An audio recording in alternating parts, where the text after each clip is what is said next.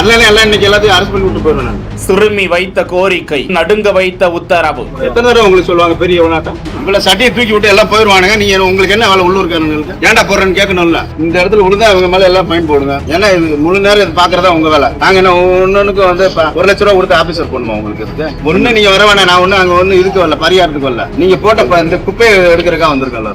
சில தினங்களுக்கு முன்பு விஜய் மாமா என அந்த செல்ல சிறுமி கூறிய வார்த்தை, தாமிரபரணியை காப்பாற்றுங்கள், குப்பைகள் துணிகள் கொட்டப்பட்டு விவசாயத்திற்கு ஆதாரமான அந்த நன்னீர் பாசன ஆறு தீங்கு விளைவிக்கும் நதியாக மாறி வருகிறது என விரிவாக பேசியிருந்தார். அது முதலமைச்சர் விஜயின் கவனத்தை பெற்றது மற்றும் காவல்துறை கண்காணிப்பாளர் உள்ளிட்ட உயர் அதிகாரிகளின் கவனத்திற்கு சென்றது. முதலமைச்சரின் அந்த வற்றாத ஜீவ நதியை காப்பாற்ற கடுமையான உத்தரவு. மாவட்ட ஆட்சியர் சுகுமார், காவல்துறை உயர் அதிகாரிகள் அவ்விடத்தில் குவிந்தனர். தாமிரபரணி ஆறு ஓடக்கூடிய பாபநாசம் பகுதிக்கு ஆய்வுக்கு சென்ற மாவட்ட ஆட்சியர் அங்கு இருக்கக்கூடிய மண்டபங்கள் உள்ளிட்ட பகுதிகளில் சுற்றுலாவாசிகள் பொதுமக்கள் தாங்கள் பயன்படுத்தக்கூடிய துணியை தாமிரபரணி ஆற்றில் வீசப்படுவதை ஏன் தடுக்கவில்லை என அங்கிருந்த மண்டபங்கள் உள்ளிட்ட கட்டிட உரிமையாளர்களின் அலுவலர்களையும் உரிமையாளர்களையும் கடுமையாக கடிந்தார். அங்கு இருக்கக்கூடிய படித்துறை பகுதிகளிலும் கோவில்களை சுற்றியுள்ள பகுதிகளிலும்